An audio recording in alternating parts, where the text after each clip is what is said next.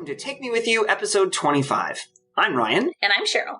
We are two well-traveled people who want to go everywhere. But that's not going to happen. So instead, we'll travel vicariously by inviting a guest to share their unique travel stories with us. Today, we are talking to Jason. Jason is an IT recruiter who lives in the Seattle area. Welcome, Jason. Hi.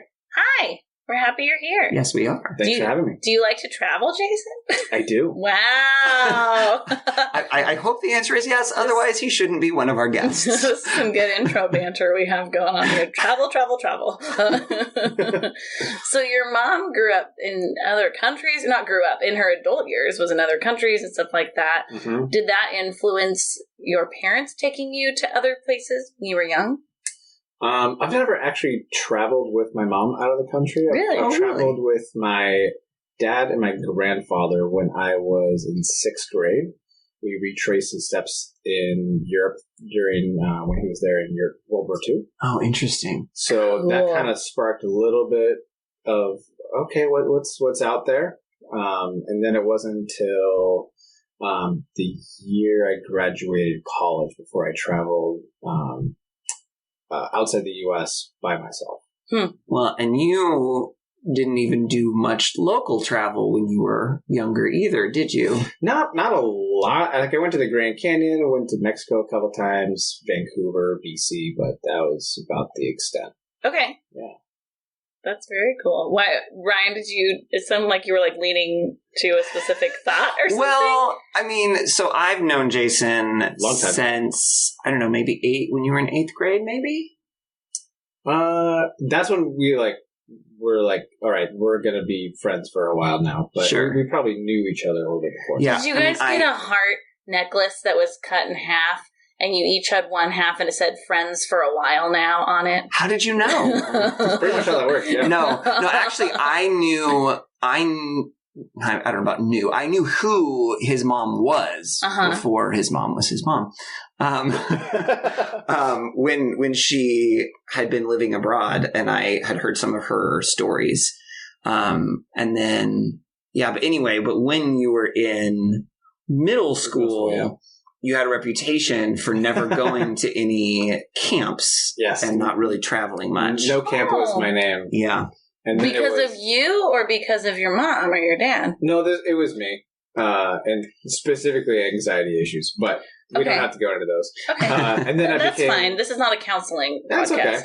Okay. Then I became 1 camp and then 2 camp. And then the joke stopped being funny. And so people just called me Jason again. Yep. So at the time, he had a reputation for not really going places. Interesting. Okay. I got it. Well, now you go places. Yeah. Now I go places. That's very cool. Yeah. Yay. So we have a couple of questions that we like to ask all our guests to get started. So the first one is, why do you travel?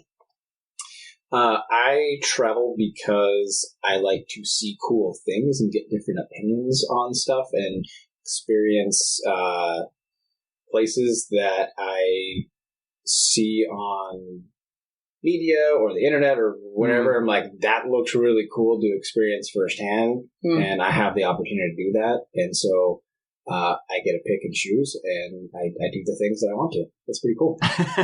That's fantastic. What would you say are some of the different opinions that you've experienced, or like what categories are there those opinions under? I mean, they're subtle. Like for example, like one of the biggest ones is just the willingness to take more time off than a lot of Americans do. Specifically, Australians are really good at it. And how long do they take off? 3 to 4 months at a time. I wish. Yeah, no, it's pretty great. Goodness. Wait, like in one chunk? Yeah, and they can do that and not lose their job. Because in Australia, I think it's depending on where you work, but it's common enough practice that you can just bank your paid vacation and you never lose it. So I've met multiple people traveling in Europe. They're like, yeah, I just haven't taken that much vacation the last couple of years, and I get a lot of time off, and I haven't lose it. I'm just going to travel Europe for 4 months, and it's all paid for, and I have a job when I come back. Wow. So when I tell people that I'm like, yeah, I'm traveling for 2 weeks, they're like, why so short? I'm like, that's all I can afford. You're like, that's the maximum time. Yeah. And that's with like going back to work the next day so that I can have more time in Europe. Exactly. Wow. Yeah. That's interesting. That's really cool. Huh. So what type of traveler are you? I typically like to travel by myself in hostels. I've traveled one time with another person, my girlfriend.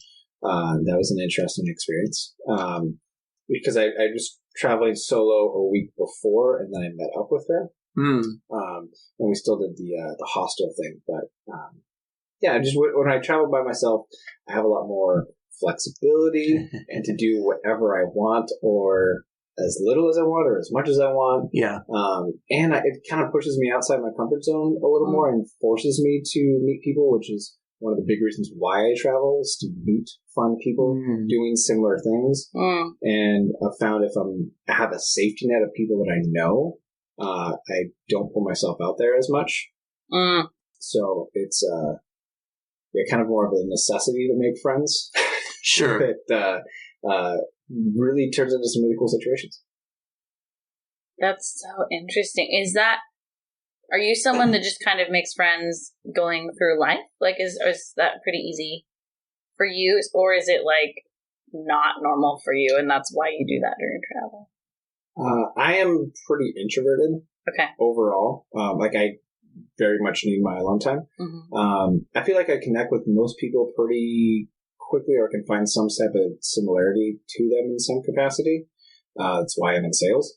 I've kind of developed that skill over time. But when you're alone, you're like, well, do I want to spend the next 2 days by myself in museums, or do I want to do some of the museums with other people and go out to dinner with people and not be alone?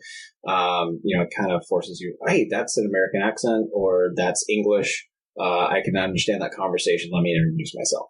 And in a hostel environment, when you're in a hostel, there are, generally speaking, like-minded people that are either traveling by themselves or with one or two people that are very similar. That they want to meet people, they want to have a good time and meet new friends and stuff like that. So it's pretty organic for the most part. That's cool. At least it is for me. I don't know what it's like for the people that I introduce myself to. We're just minding their own business. But so, key question then: did the relationship last the trip? It did. All right, you guys are good. We're good. All right, we're still together. We're still together. Yeah. Has any traveling happened since then? We are planning. Short answer, no. But we're planning to go to Asia in about 2 months to visit a good friend of mine. Cool. And then you're going to come back on this podcast. Yeah. That's the plan. Good answer. Final intro question, and then we'll hear about your trip. What is your number one travel tip? Travel by yourself. Why? I think you will... It puts you in situations where you learn a little bit more about yourself. You kind of pushes yourself outside of that comfort bubble, but just enough to where it's still fun, in my opinion.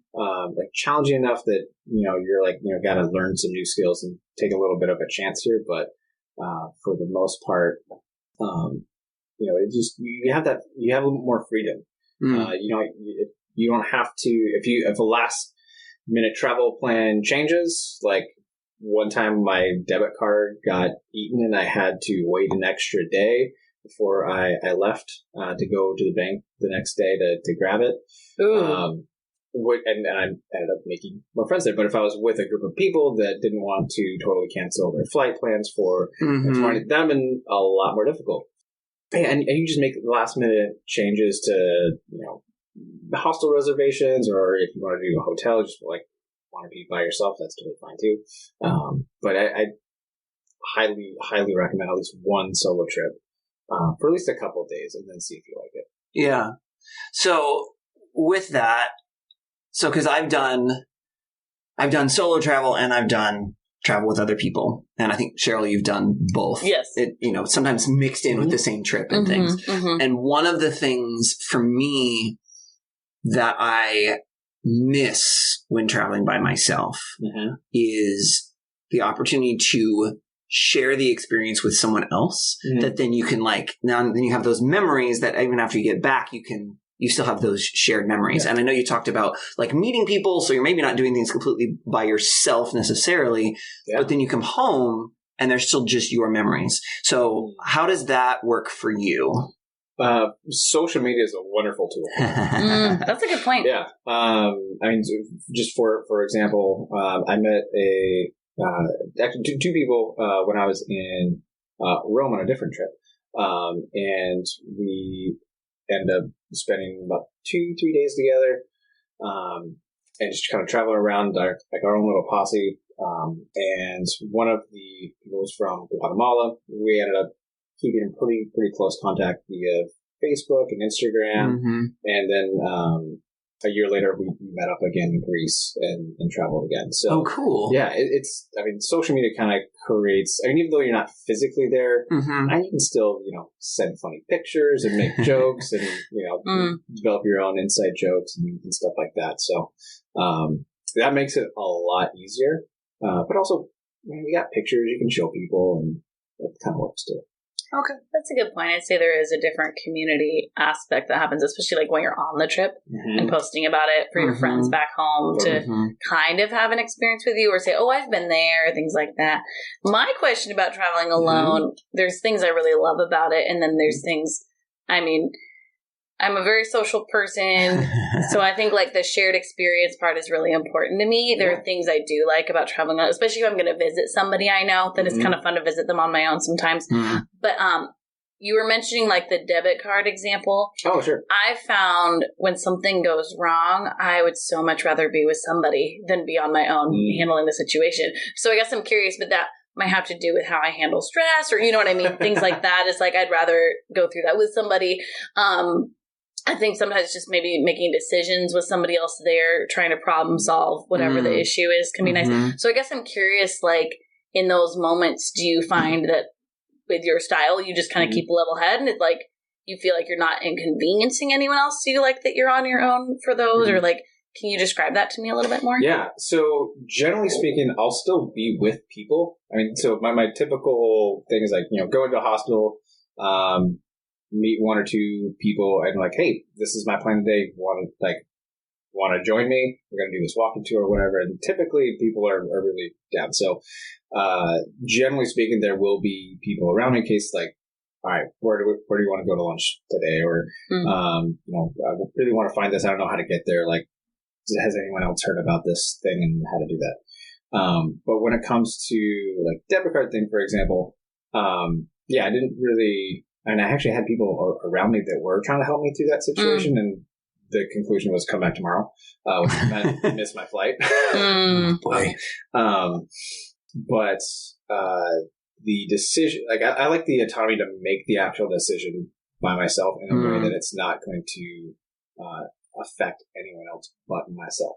Does that make sense? Yeah, so you don't feel responsible for someone else's enjoyment of their trip or their experience. Yeah. So even if something goes wrong, like the debit card thing, it's only impacting you. It's not impacting the other people you're traveling with. I have a lot more autonomy over the actual travel plans. For example, this trip that I'm coming up on in a couple months. To Asia.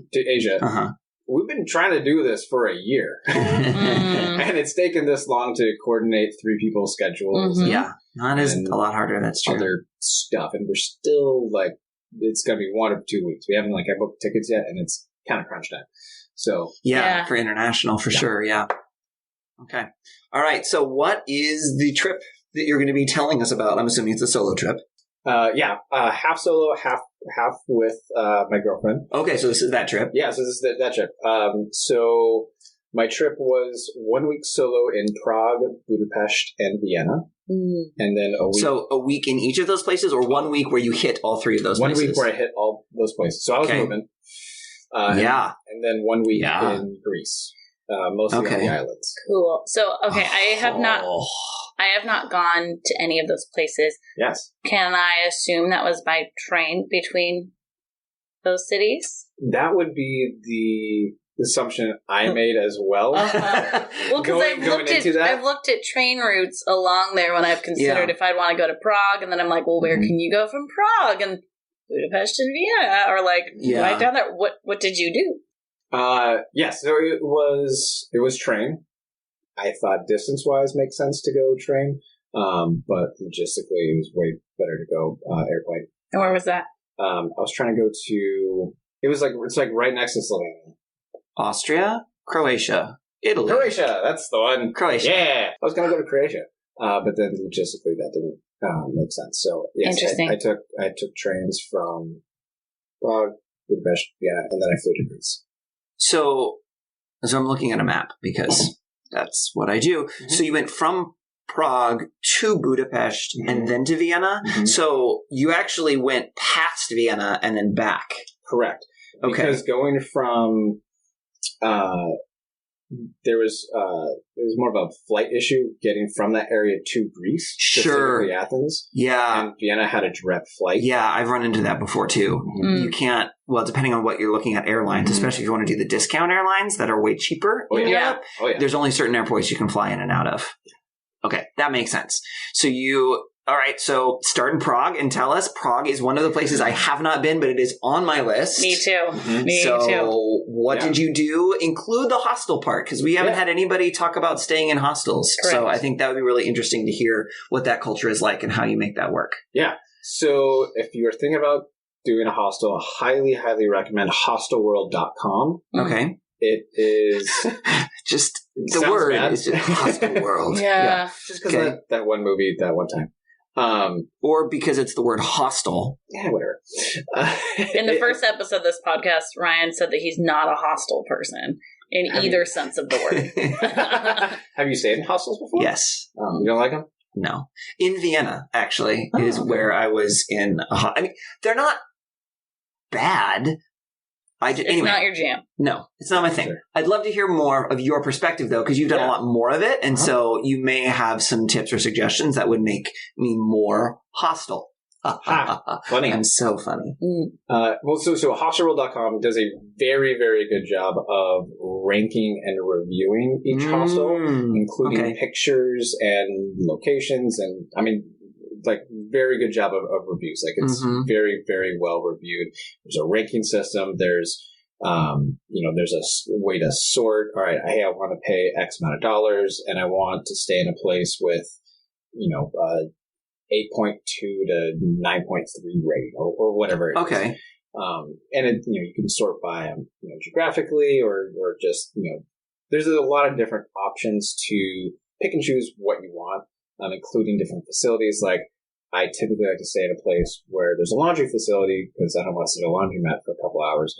So I typically sort for places that only have that. But also I like to look at the pictures of what the rooms look like. If it's I've seen pictures of some, themed hostels that are like, I don't really want to be in like the 60s when I'm in Prague. That doesn't sound fun. You would just want to be in Prague when you're in Prague. Yeah. Or like, maybe it's a little more of a modern facility. Like, oh, that looks really cool. Or there's different types of hostels too, and they'll advertise them as such. Like there's party hostels, which I had made the mistake of staying in one. Is a party hostel pretty much what I'm thinking a party hostel is? Like every night they're going out to some kind of pub crawl and or booze cruise of some kind, and with the expressed purpose of drinking and having a party and partying. But then there's also more traveler friendly or like more commuter type hostels where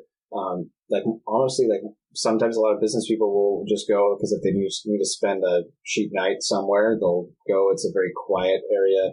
They have quiet hours very early. There's, big curtains to kind of separate the different dorm rooms and stuff like that. Okay. And then there's the kind of more of a travelers or backpackers type hostel where people that just like to travel, that just want to meet people, go and there's, some kind of common room type thing, or maybe there's a restaurant right next door that they have partnerships with. Sometimes the restaurant's actually in the hostel, and that's kind of part of the gig. You get discounts on food and stuff like that. So, you can. There's a ton of hostels in Europe. Some of these are actually looking nice. Yeah, and some are just like hotels, but in a dorm setting.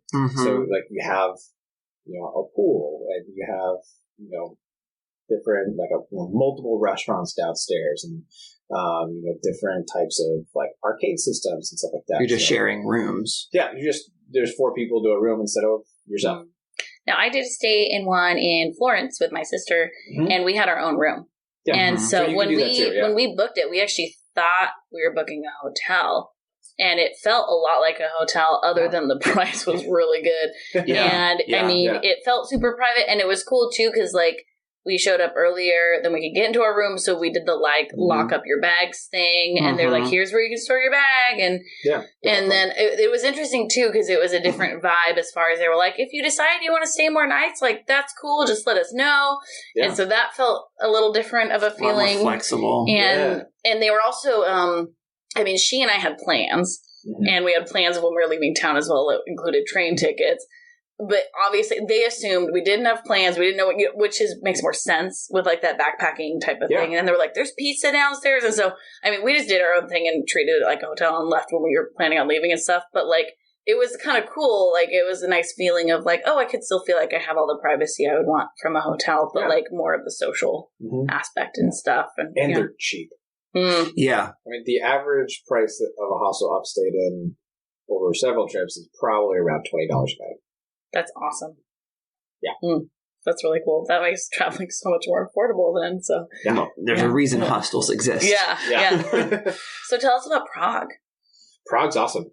Prague is a surprisingly walkable city. Ooh, that makes me excited. Specifically around kind of the city center and all the touristy stuff. It's a pretty big city, but a lot of that is just residential areas. So there's not a lot of museums or historical sites or fun places to go. That's wait. There are not a lot of fun places in Prague. But it's awesome. You can walk past all those houses. Honestly, that's outside of a 30-minute walking radius. Okay. And there's a ton to do in that little half-hour walking. So it's all area. Just very centralized. Yeah. Then. That's nice. Cool. That also makes staying there a little bit more expensive compared to the rest of the city, but it's Prague, and so even if you're staying the heart of it, it's still going to be pretty affordable. Okay. I really don't know much about that, so I don't know if it's affordable or anything. Yeah. So that's interesting. It's a pretty, it's very affordable. Specifically, if you're looking for Prague food, the big thing there is goulash. And they also have this basically pork ribs in this kind of sweet plum sauce. It's really typical, and that's kind of you're talking Cheryl's language now. That's Czech food, really. And so and really in this specific area, the locals would tell you all the food's the same. So just go with whatever's cheapest, and that's probably going to be the most authentic. So whatever's cheapest is going to be the most authentic. Interesting. That's cool. Yeah. Tell me about goulash. I don't know anything but the word. Yeah, it doesn't sound good. Nope. It is. So there's 2 types of goulash that I learned, at least 2 that I experienced. One Czech and one Hungarian. The Czech one is, think of a beef stew without a lot of vegetables. So just the beef in this kind of paprika gravy type stuff. The best possible stew. Ryan's they fix stew. Take out the vegetables? Yes, please. And they usually serve it with a couple slices of onion and on kind of a polenta-y type of thing to kind of soak up the gravy. Interesting. Yeah, sometimes with potatoes. Onions cooked? Not cooked? Not cooked. At least the ones that I experienced. So that was a little different. We had a different Yeah, we did. We just had a both said but our faces were very different. That's cool. Yeah. And they one of the things about Prague in particular, in Czech, is they consume the most beer per capita of any other country. Really? Yeah. So I think, and y'all can look this up, but the actual statistic I think is like for every man, woman, child, it's like 1.2 liters consumed a day.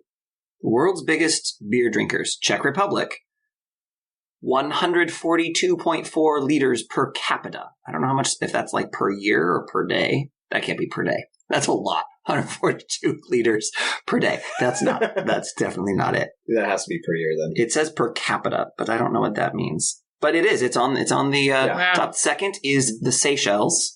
Third is Austria. Fourth is Germany. See, I would have guessed Germany was first. Yeah, no, Germany is fourth. It's Oktoberfest. Yeah. Yeah, but Ireland is seventh. Okay. And Lithuania is eighth. There we go. So is the beer good? It's lager, and they're very, very proud of their beer. Like lager was invented in that general area, and so they're very proud of it. So it's a lighter beer. Okay. So they don't consider beer really that alcoholic. Like they basically treat it like soda. Okay. So that's why they drink so much of it. They'll be very typical to have a couple at lunch, a couple at dinner. No big deal. If they are drinking for a party or something like that, they'll drink wine or hard alcohol. Typically. Okay, so when you say they don't consider it that alcoholic, do they make it less alcoholic, or they just don't view it as alcoholic? Kind of both, yeah. Okay. So a lager in that area is going to be definitely on the lighter side. Okay. Probably somewhere around 5% alcohol, plus or minus 0.5. Okay, so that's pretty low then. Yeah. Mm-hmm. Okay, interesting. Yeah. I'm looking at more numbers. In 2015, the most recent year for which statistics are available, the Czechs drank 142.4 liters per person. I'm assuming that's in a year. That's the equivalent of 250 pints. One every 35 hours. Mm-hmm. For every man, woman, and child, I believe, per capita. So, yeah, they're having a couple of brewskis a day, typically. All right. Oh, it says, given that minors are unlikely to be contributing to that figure, it's safe to assume that the average beer drinker probably guzzles quite a bit more. Well, I mean, yeah, if Jason is saying, like, couple at lunch, couple at dinner. Yeah, it adds up quickly. Mm-hmm. Interesting. Okay. They're just drinking it like I drink coffee or something like that. Yeah, they kind of treat it like soda. Interesting. So you went to Prague. Mm-hmm. How much of a plan did you already have of like, I want to see these things or go to this place or do this thing? And how much do you just be like, I'm going to go to the city and then I'm going to talk to people and figure out what to do? Yeah. So my typical MO is I'll do a little bit of research and kind of hit the big points that are really exciting for me. Usually it's some kind of castle. I approve of that. Yeah. Does Prague have a castle? They have the largest castle complex in Europe. Oh. What is a castle complex, Does that Jason? include, like, the walls and stuff? Yeah. So actually, I think it's either the largest or second largest. You might want to fact check me there. Okay. But so a castle complex is. So it doesn't, from a distance, it doesn't look like a castle in the traditional sense of like the big steeples and the medieval looking stuff. It's the same area where all the kings and queens of that area live, but also, so basically every new king or queen kind of built their own, construction on top of it. So from a distance, it kind of looks like just a big, like a lot of like really nice older apartment buildings. Interesting. Or like from that particular area. And because it's all like, kind of like the blocky type buildings. Doesn't historically look like a castle until you go around, and then you got like the gates, and then they have a really, really beautiful cathedral right in the middle of it. Cool. So when you look at it from the, because that's on a hill, and the city square is below that.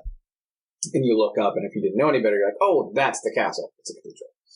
The castle complex is all around, and you have a lot of different gardens, and there's a lot of tours that go through it, and it's real cool. Is it beautiful? Yeah. Okay. It just doesn't look like that traditional look, it's not but traditional. It looks good. Yeah. Okay. I mean, if it's what I'm looking at right now online, it's still castle-like. Well, so it's just, that's the cathedral. Yeah. Everything else, and they got like the kind of the wall, and there used to be a moat there, and type of thing. But from a distance, I can see how it wouldn't necessarily look. It's not like the like the English castle style that you would expect with like the turrets and the like blocky walls and things like you were saying. Exactly. But like I think the cathedral being there helps it look somewhat castle-like. Yeah, I see what you're saying. Yeah. That's interesting. So I'll generally have, some kind of, big landmarks I want to see or, museums I want to go to, but I'll generally have like one thing a day. So what I typically do my first day in the city, I'll go on a walking tour, like a free walking tour, just kind of get a little bit better sense of the lay of the land and what's worth doing, what's not worth doing. Maybe meet some people on the walking tour and travel with them afterwards. Actually, in Prague, the first time I actually met someone from Seattle while traveling was there. And, that's funny. Yeah, so we ended up. That's cool. Just walking around and hanging out for a little bit.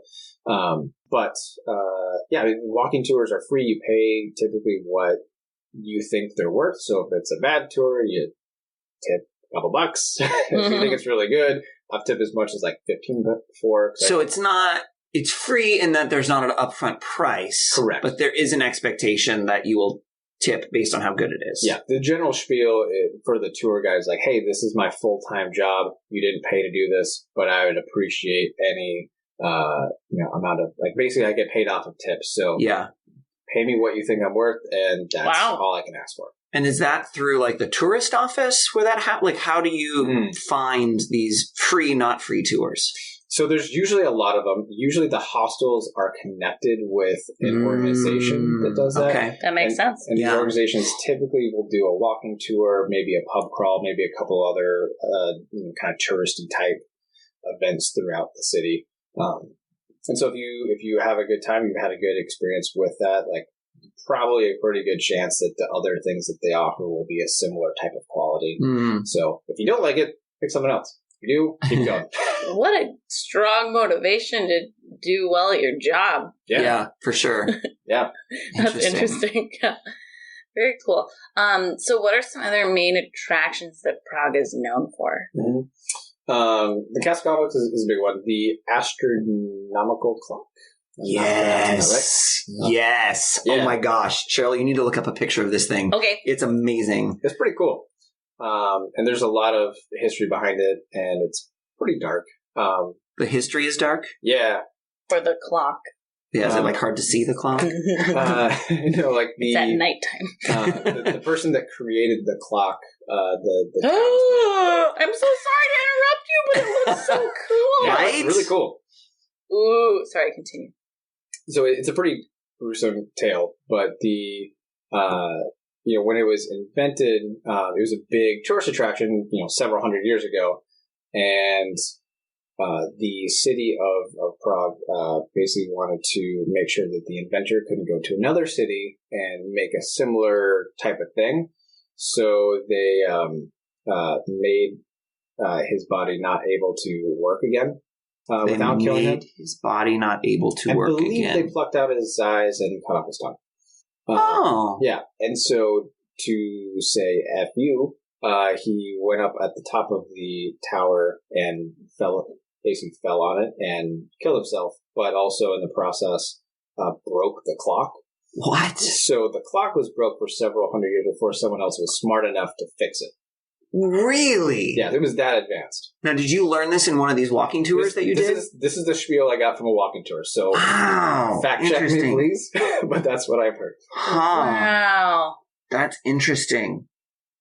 Wow. So that's so interesting to know your work well enough to be like, I know how to break this. And like, wow. That's how we're doing it.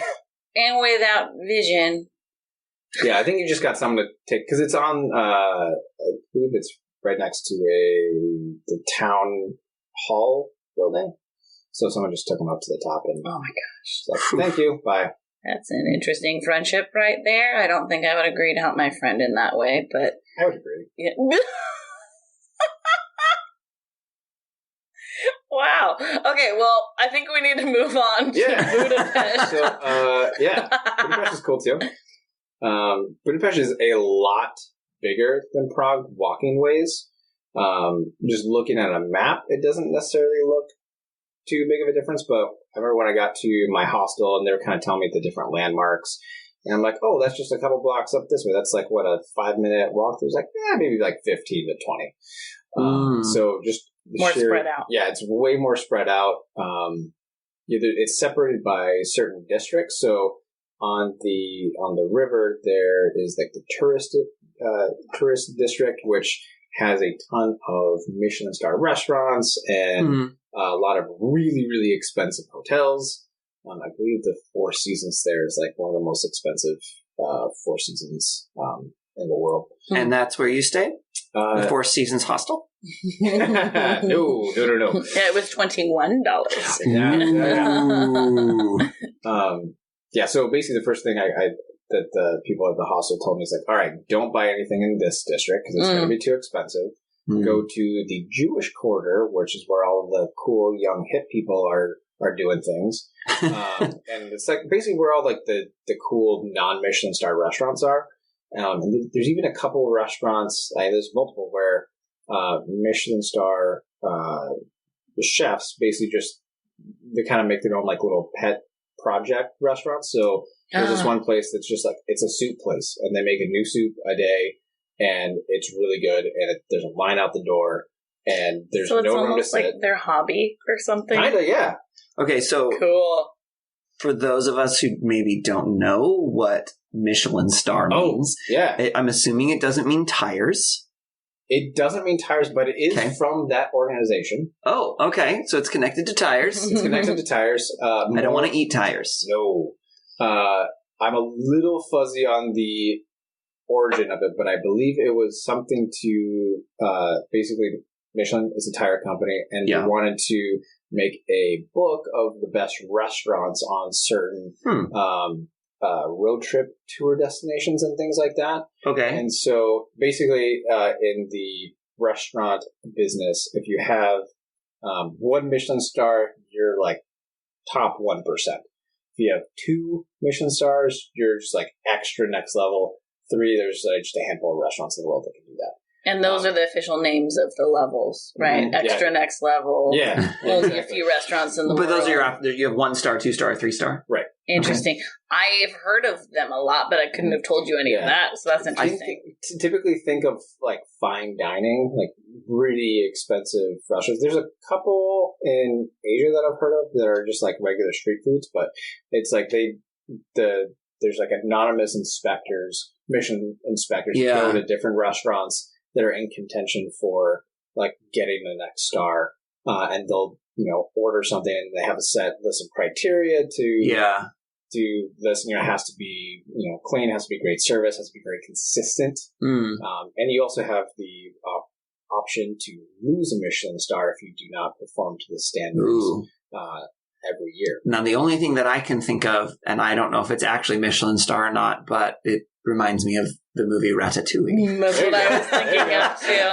Because it's something like that. Maybe it actually is the Michelin star. He was not an anonymous food critic, that guy. He just showed up and they knew what was going down. Yeah. So anonymous is like pretty great because then you're just getting really good service all the time. Yeah. Yeah. I would like to go to one of those restaurants and accidentally drop some hints that I'm like the food critic or whatever. And I'm sorry you didn't see my business card from Michelin. Nope, meant to give you something. So you did not eat in a Michelin star restaurant, but you did go to some of these other places that have the same chefs? Yeah, basically. Cool. There's a couple that have the same chefs. There's one area called the Caravan. It's pronounced with a K, or it's spelled with a K. Sure. And it's basically like a very limited menu of more nicer restaurants, but they're like food trucks, and then they're all in this one like little area. So you just go around and like, oh well, that looks good, and fine. That's where I experienced Hungarian goulash, which is more like a typical beef stew, but they serve it in a bread bowl. And on a cold day, that was the same time. Yes, it was. Yeah. Yeah. So and you got a little more vegetables and stuff like that in there. Okay. And potatoes and that's whatnot. Cool. Both are great. I kind of like Hungarian a little bit better. So I also know very little about Budapest. So what did you see there? So, Budapest is, so there's two sides. So they're separated by a river, the Danube River. So you have Buda and you have Pest. Really? Mm-hmm. And they're technically separate. I believe Pest is on the hillside. So one's on a hill, one's flat. I believe it's Pest. Fact check me. I don't know. I'm looking at the map and Google doesn't show me. It just says Budapest. It's the one on the left. The one on the left? Yeah, that's the hillside. Oh, there it is. Pest country. I was yeah, right. You're right. Okay. You're right. Well done. Yeah. 50-50 chance there. There we go. So there's honestly a lot to do in Budapest. They're known for their thermal baths. Which are real fun. And one day I went to the baths after walking around for a couple hours in the rain and hiking up the hillside on the Pest, and then spending a couple hours in thermal bath, and it was amazing. That's so fun. Highly recommend that. Is it a public? Yeah, it's a public thing. Okay. Just think, so there'll be different pools at different temperatures. They're all in centigrade, but it'll range from 34 degrees centigrade to 41, 42. Okay. And then they usually have some kind of pool swimming area too. So you just go around to the different baths, this temperature is good. I don't like this temperature as much. This is too hot. This is too cold. And you kind of find, and just kind of do they just look like pools or like hot tubs or what is what's the experience? So there's two main ones. I only went to one of them, but they're pretty ornate looking. They look really cool. So highly recommend Googling that. One bath is more primarily outdoors, and one is more indoors. Okay. I went to the more indoor one, even though they do have an outdoor section. So basically the indoor one I went to, a lot of different rooms. They have a big swimming pool in the middle, and then kind of in the four corners, tucked away back, they have different temperature pools and thermal baths and stuff like that. So the thermal baths, you're not really swimming in them. The swimming pool, they got specific regulations about you have to wear a hair cap and stuff like that. And they're kind of to keep it clean. Yeah, that makes sense. Interesting. So.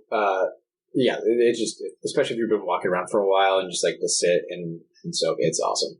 And cool. Is it geothermal? So heat, or do they just heat the water? I think it's geothermal. Okay. I mean, that would make sense. I think. Oh, let's look. Let's look on the internet. Yeah. We're going to learn all sorts of things today. Yeah. So what are some of the major attractions in Budapest then? And so you got the baths. There's a ton of history there. They have the what is the name of that museum? The Death Museum?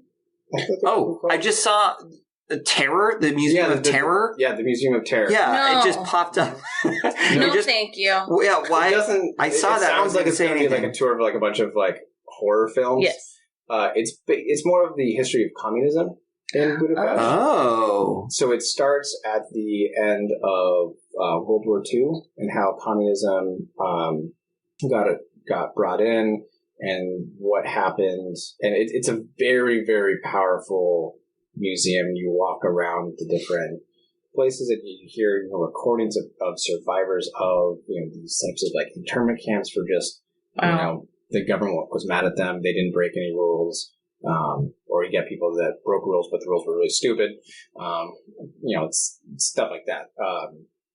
Or you're being suspected of terrorism or not being, not supporting socialism or communism. So it's the secret police will come get you in the middle of the night. So there's a lot of stories about that. At the end of the museum, you go down. So it's different floors. So you work your way up to the top floor. And at the end, you take an elevator down as someone is explaining what it was like to be in, some of the prison camps and specifically watch executions done every morning. And the elevator takes you to the bottom floor, and they've recreated the conditions for where these people would stay. And it was really powerful, really terrifying. Wow. Really small, totally like concrete, dark, kind of humid, dank environments. They would give them little to no clothing, and they would have different types of rooms where maybe it was like standing only, and they'd put a light bulb right in front of your face so you actually couldn't sleep. They would have, sounds like babies crying like 24/7. It was pretty horrible, but really powerful to see where they came from. Wow. Yeah. Did you need to take a minute after that museum? Kind of. Or an hour, or Yeah, it was. Wow. It kind of was like, wow, I'm going to think about this for a little bit. Hmm. Yeah. Wow. So if you like history in any way, highly recommend going to that. So that's a attraction. Budapest is really beautiful too. They have a lot of, totally changing gears here. It's okay. They have, cruises that you can do on the Danube, at night. Oh, cool. And their Parliament building is fantastically beautiful, and they light it all up, at night. And just, it's very, very impressive. It's just a ton of history. It was the focal point of the Austrian-Hungarian Empire for a period of time and during certain wars. And so, you can go to different areas and see, what areas the Turks conquered, and then how the Hungarian Empire got them back. So it's a very historically relevant town, obviously for that part of the world. It's also really cool to see them kind of embrace their food culture again, because socialism basically, I know I'm using socialism and communism interchangeably. I really don't understand the main difference. But they basically, over a period of 40 to 50 years, they kind of killed the food culture there. They had, government regulated cookbooks. Really? Yeah, it's like, all right, this is what you can cook, and they've got rid of a lot of the creativity of that area. Wow. So most of the chefs are more like on the younger generation, just trying to recreate that type of environment. And really, the food scene is really, really good. You got the Michelin star stuff, but I did a 5-course tasting menu. Cool. Which sounds real fancy. Yeah. It was kind of fancy, but it was very affordable. It was basically they in the Jewish quarter, there's a library there, and at night they convert it into a restaurant. And every month their tasting menu changes depending on the book of the month, and so they'll take inspiration from a book and make dishes for it. And 5 courses with wine pairings, I think ended up being $40 US. Whoa! And it was really, really good food. It was. That's cool. It was pretty great. Wow. Okay, and then you moved on to Vienna. Vienna is very pretty. There is a ton to do there. Unfortunately, I was only able to be there for about 24 hours. Oh, that's really short. Really short. I basically use it as a destination to have a good flight out of afterwards. So was that part of your plan the whole time? Did you have all of your transportation booked ahead of time, or did you just kind of go to the cities and then decide, now it's time to leave and I'm going to go to the next city. I'm ready to go. And then you ended up with not a lot of time left in Vienna, or was that always your plan to only have about 24 hours in Vienna? I wish I had more time in Vienna, but that's just the way logistics turned out. So I had everything pre-booked. So going into this trip, I'm I'm not going to spend a lot of time in Vienna. Okay. It was basically just so I didn't have another layover, and I really wanted to go to Vienna just at least to see it. I heard a lot of really great things about it. I talked to a few people that studied abroad there, so they gave me some kind of more local tips and suggestions on what to do, what to see.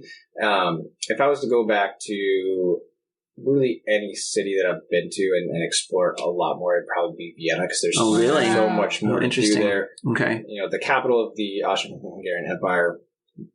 They have I think 3 castles there that the royal 3 family. Castles? Yeah, you got your fall, spring, and summer castle. There's just a ton of history there, and really impressive architecture, and it looks just really cool. So what did you do while you were there? So you had 24 hours. Assuming you slept during some of those hours. I did sleep. Okay. I didn't really go out at night because my feet were killing me. Because you'd been on them for so long? Yeah. I mean, it was basically going from a desk job to walking 10 to 12 miles a day. Yep. A little bit of a change. So I went I did a walking tour, and so kind of got the main highlights. Associated with the hostel? Yes, it was associated with the hostel. Okay. And so I met them up at right next to one of the main castles inside the city. I believe it was the main castle where they spent most of their time. The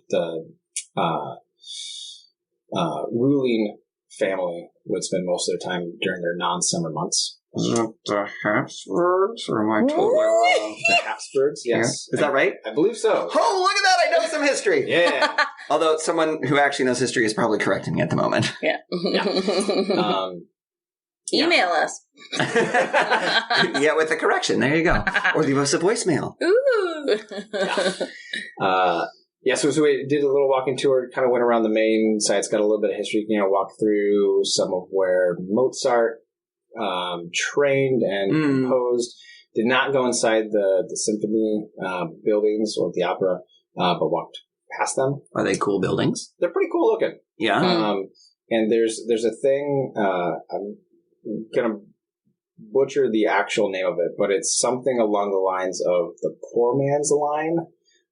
So basically, if you wait in line for like an hour and a half or 2 hours outside the symphony, they'll let you in for like €3 or something like that. Something super cheap. Wow. And I think that section, and typically they're not really great seats, but you still get to go for like next to nothing. Yeah. Cool. And there's not a dress code, and so totally worth it. I did not get a chance to do that, unfortunately, but that was on my to-do list. And I was, next time. Yeah, next time. And then I took a train to the Summer Palace, and they have a huge garden there, and it was just it's massive.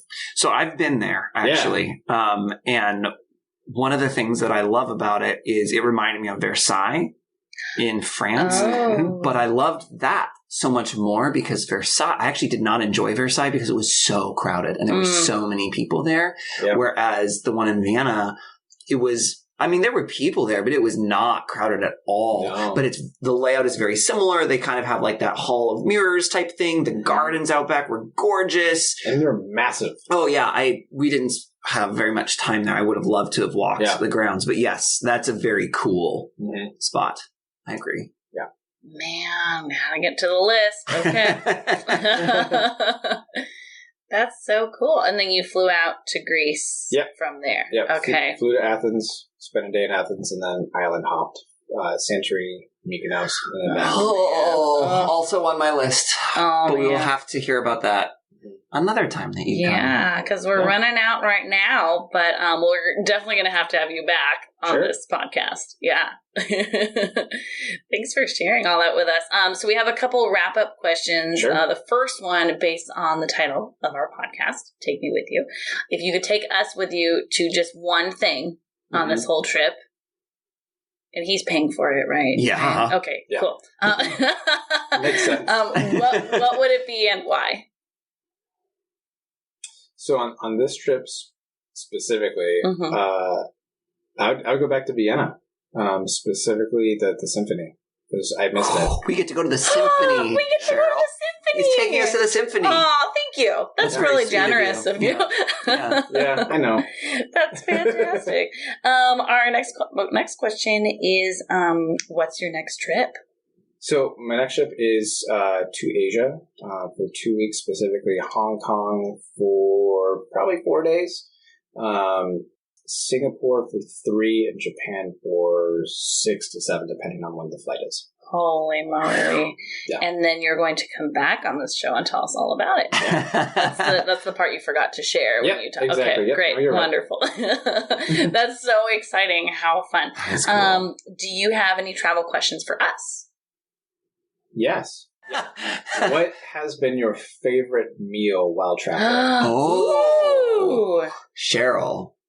Okay. Favorite meal while traveling? One meal. I'm going to say it was in Vicenza, in Italy.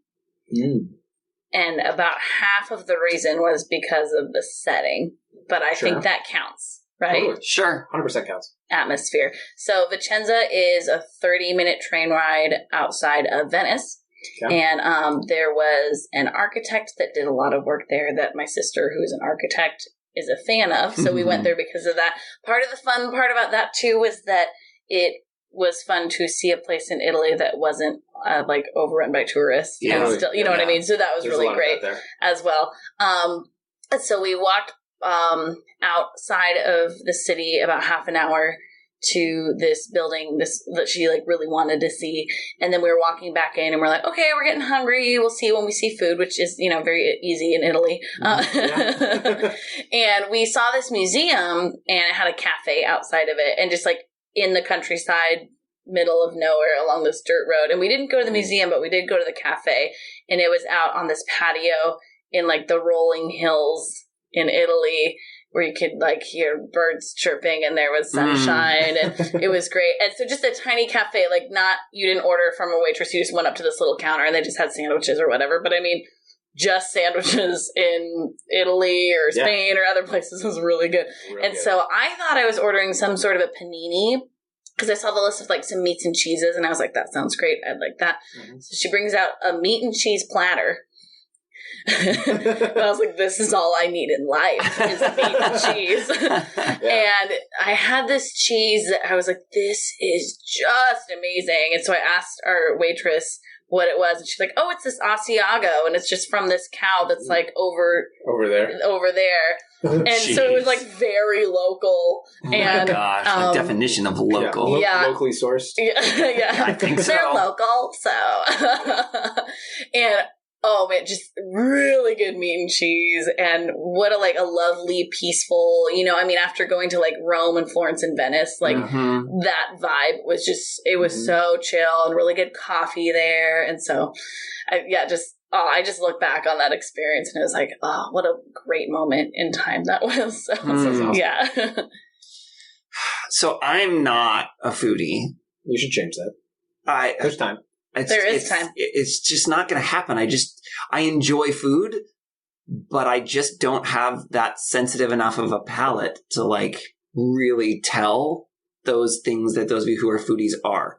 So when I think about like meals, those aren't generally the things that I remember about places. It's not so much the food.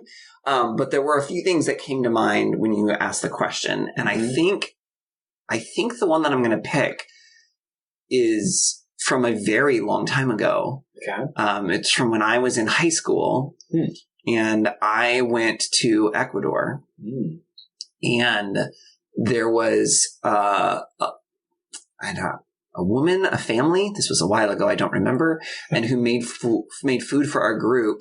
Like, I don't think the whole time we were there, but for a fair amount of time.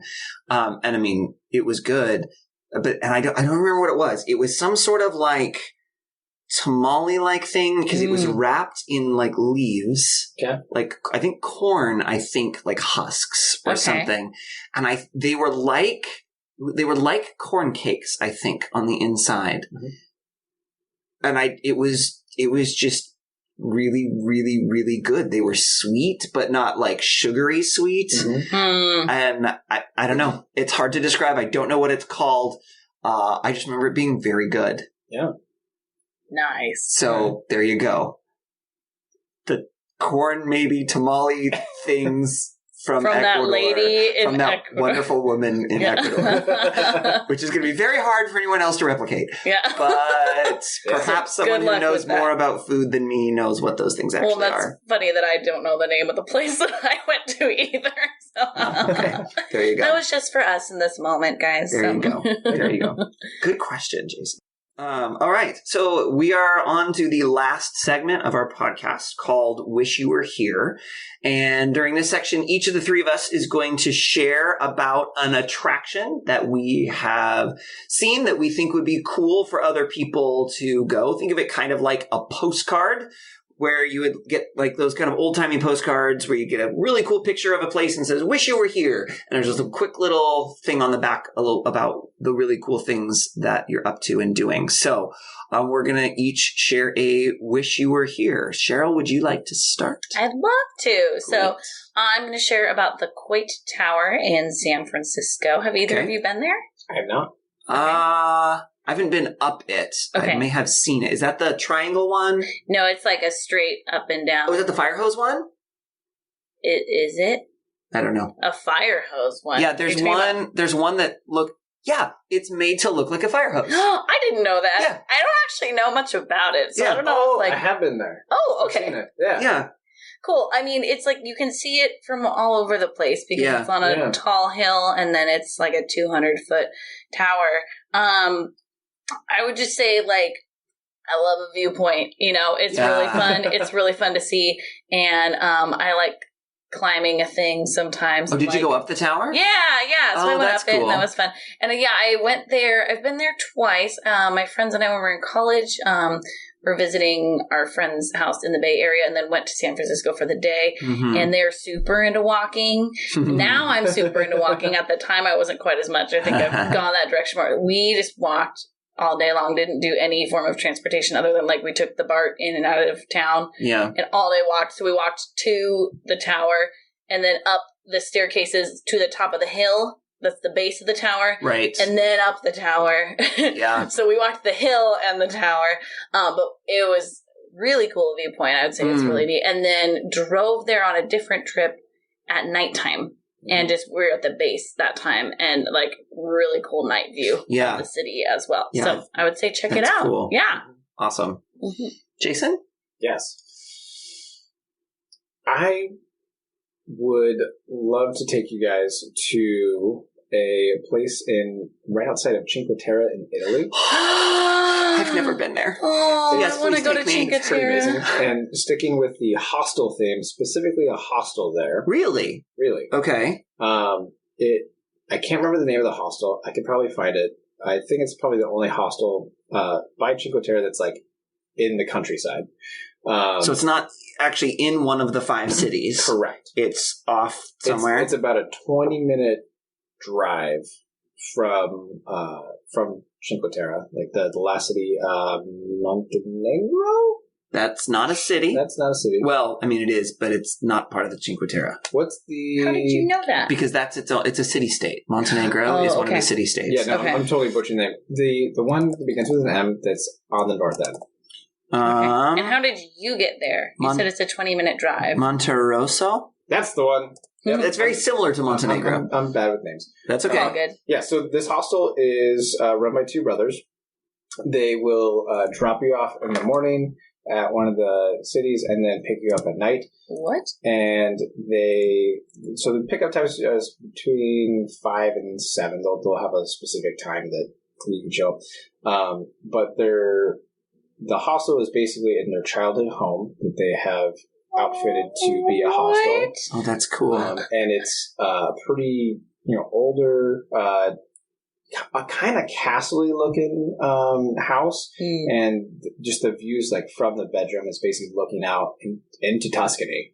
Oh, wow. And, you at night you can like hear the wild boars running around and stuff like that. And because they have to, kind of pick you up right around dinner time, they make you dinner every night, and really, real good. And then you just like hang out by a fire, and have some good conversation out in the basically in Tuscany. And they're just in terms of the level of service and passion they have for service in the hostel industry, it's really cool to see. That's so cool. Yeah, so. It sounds more like a bed and breakfast as far as like the level of interaction with the person you're staying with and the environment. Yeah.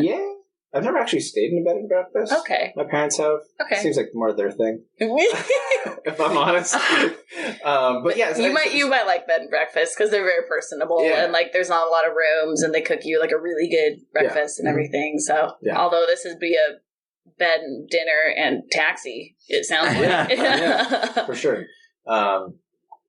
It was a amazing hostel. And honestly, I probably wouldn't have stayed there unless a friend of mine recommended it to me, because it's kind of out a little bit, and the whole like taking a car ride through 20 minutes of very windy, very steep road, and this guy books it. I mean, he grew up in this area.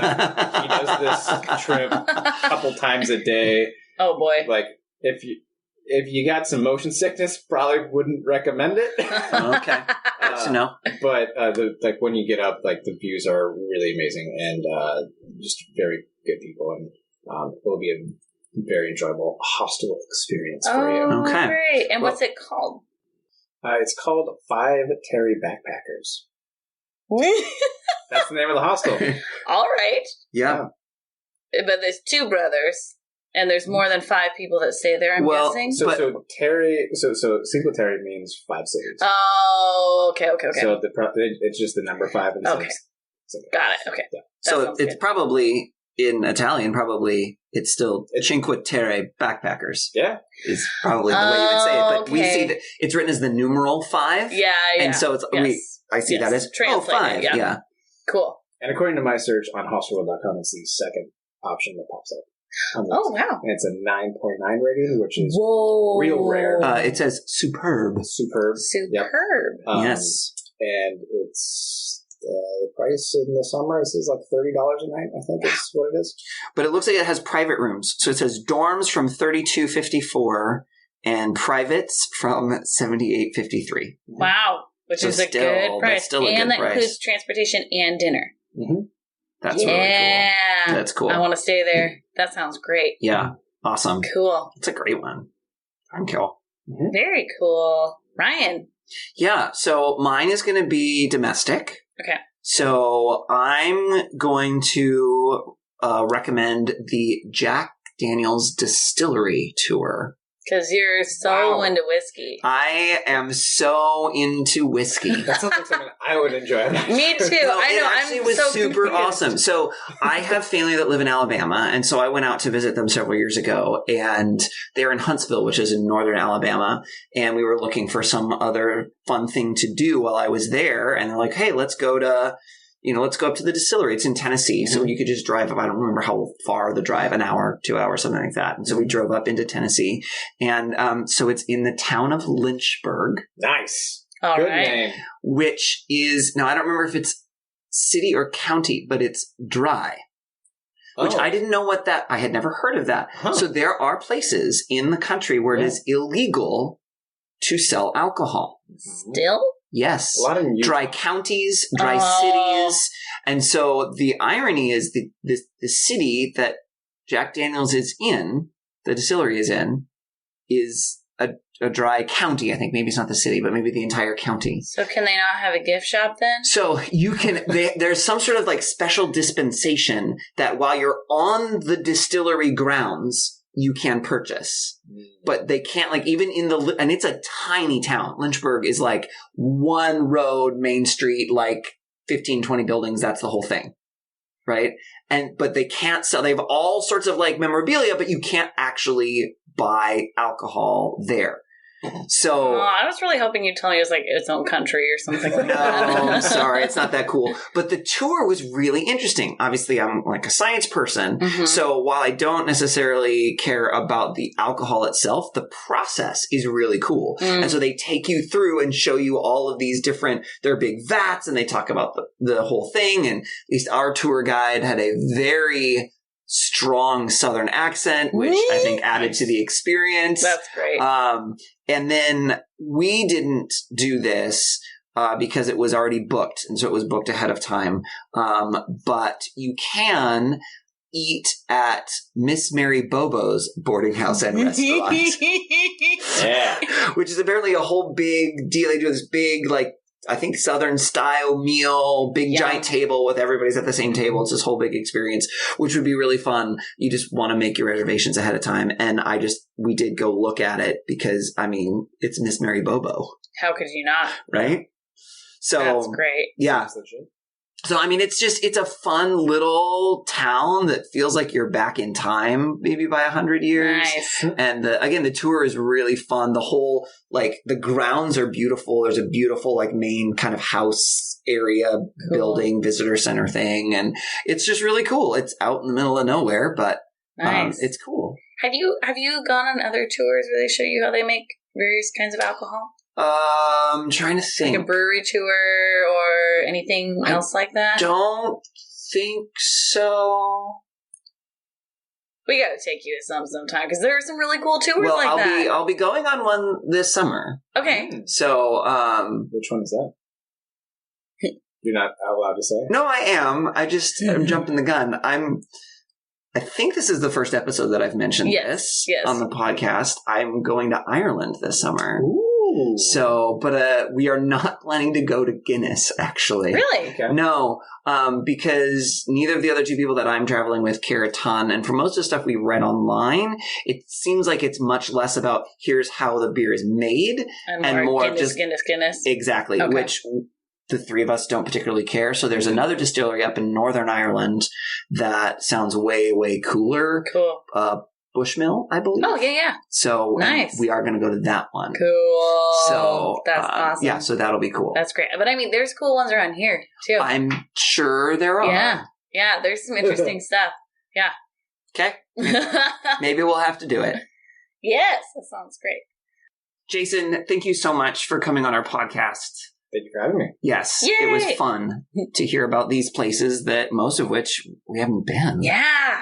Which is cool because then more places for us to go. Yeah. Thank you, everyone, for listening. We would love for you to follow us on social media. We are at TMWY Podcast. That's TMWY Podcast. We'll be posting some pictures, hopefully, that Jason will share with us. Absolutely. On our Instagrams, that you can see some of the cool places that he's been and seen. Maybe some hostel pictures. Not hostel pictures, but hostel pictures. Yeah. Yeah. I guess they'd be hostile if it was from the Terre place. That's true. They could be hostile. That's possible. Yeah, so that type of hostel too. But we'd love it if you were to go ahead and follow us so that you can see cool things.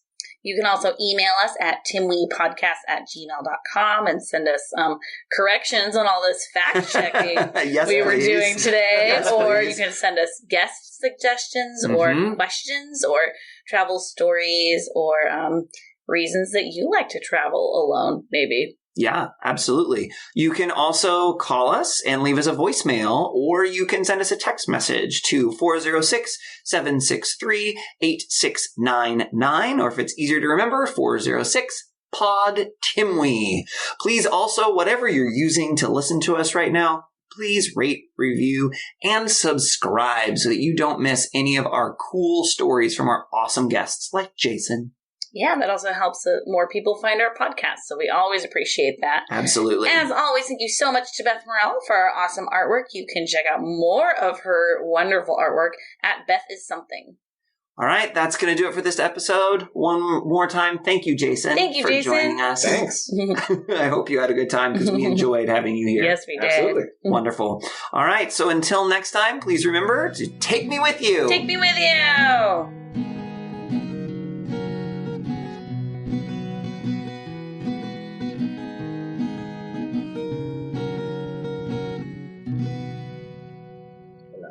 You don't need to. You can leave that part in, Daryl. Yeah. No, not actually. All right. And Yay. stop.